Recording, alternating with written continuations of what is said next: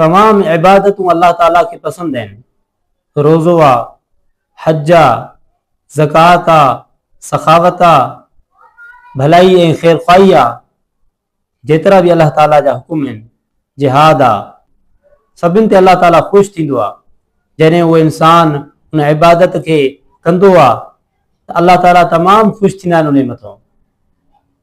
लेकिन जॾहिं निमाज़ पढ़ंदो आहे इंसान, सजदो कंदो आहे अल्लाह रब्बुल आलमीन खे, त अल्लाह ताला तमामु ज़्यादा ख़ुशि थींदा आहिनि उन वक़्तु जंहिं वक़्तु इंसान सजदे जी हालत में हूंदो आहे, अल्लाह जे साम्हूं पाण खे झुकायूं पियो हूंदो आहे। जंहिं टाइम निमाज़ जी हालत में हूंदो आहे, रुकू जी हालत में हूंदो आहे, क़याम जी हालत में हूंदो आहे, सजदे जी हालत में हूंदो आहे, त अल्लाह ताला उनजे मथां ॾाढा ख़ुशि थींदा आहिनि कि मुंहिंजो बंदो मुंहिंजे साम्हूं कीअं बीठो आहे, यानी अहिड़े तरीक़े सां बीठो आहे, अहिड़ी आजिज़ी सां बीठो आहे पंहिंजे रब जे साम्हूं।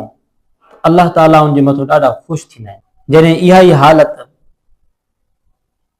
उथी करे कोई माण्हू कंहिं वॾेरे जे साम्हूं उथी करे पंहिंजा हथ ॿधी बीही रहे, ख़ामोश थी चुप थी करे इबादत जी हालत वांगुरु बीही रहे, कंहिं पीर या सईद जे साम्हूं ॿई हथ ॿधी बीठो हुजे ऐं झुकी करे उन्हनि सां मिले, रुकू जी हालत में मिले, उन्हनि सां इबादत जी हालत वांगुरु उन्हनि जे साम्हूं बीठो हुजे ऐं ख़ामोश लॻो पियो हुजे, त अल्लाह ताला खे उनजे मथां केॾी कावड़ ईंदी, केॾो अल्लाह ताला उनजे मथां नाराज़ थींदो कि हिन जी चाल ॾिस कि मुंहिंजे साम्हूं बि इन हालत में बीठो आहे, पीरनि ऐं वॾेरनि जे साम्हूं बि इन हालत में बीठो आहे। यानी हुन वटि कोई लिहाज़ न आहे कि अल्लाह जे साम्हूं कीअं बीहंदो आहे ऐं पीरनि जे साम्हूं ऐं वॾेरे जे साम्हूं कीअं बीहंदो आहे, अल्लाह जे साम्हूं कीअं बीहबो आहे, उनजी इबादत कीअं कबी आहे ऐं वॾेरनि जे साम्हूं ऐं पीरनि जे साम्हूं कीअं हथ ॿधी बीहबा आहिनि। छा इहे तव्हांजे मथां नाराज़ थी वेंदा कि तव्हां हुननि सां अहिड़े हिसाब सां मिलंदव जीअं इंसाननि सां मिलियो वेंदो आहे? छा हथ छॾे बीहंदो त नाराज़ थी वेंदा? छा पेरे न पवंदो त नाराज़ थी वेंदा?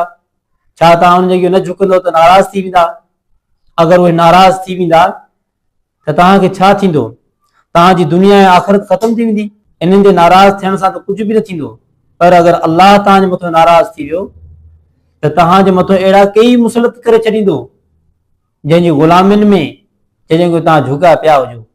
छाजे करे कि अल्लाह ताला तव्हांखे सम्झ ॾिनी, अकुल ॾिनी, सोच ॾिनी तव्हांखे कि तव्हां उनजे बावजूद बि कंहिं ॿिए जॻहियूं किरिया पिया हो, कंहिं ॿिए जे पेरनि ते किरिया पिया हो, झुकिया पिया हो, उन्हनि जॻहियूं ईअं झुकिया पिया हो जीअं अल्लाह जॻहियूं झुकबो आहे, उन्हनि खां ईअं डिॼो था जीअं अल्लाह खां डिॼबो आहे, उन्हनि खां ईअं घबरायो था, परेशान छो था जीअं अल्लाह जे ख़ौफ़ ऐं अल्लाह जे अज़ाब को माण्हू परेशान थींदो आहे। इन जे करे अल्लाह ताला यादि रखो, हो तव्हां कॾहिं बि मञा न कंदा कि हथ ॿधणु सही न आहे, पेरे पवणु सही न आहे, कंहिंजे खे झुकणु सही न आहे।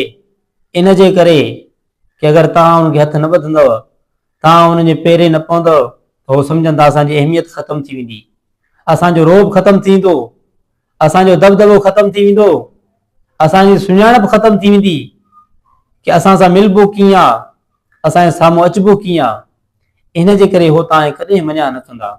पीर ऐं सैयद इहे नाले वारा जेके तव्हां कॾहिं मञा न कंदा कि असांखे झुकबो न आहे, असांजे पेरे न पइबो आहे, असांखे हथ ॾिबो आहे साम्हूं मिली करे कि को पीर आहे, को सैयद आहे त उनजे पेरनि ते किरी पए माण्हू, उन्हनि जे पेरनि ते हथ रखे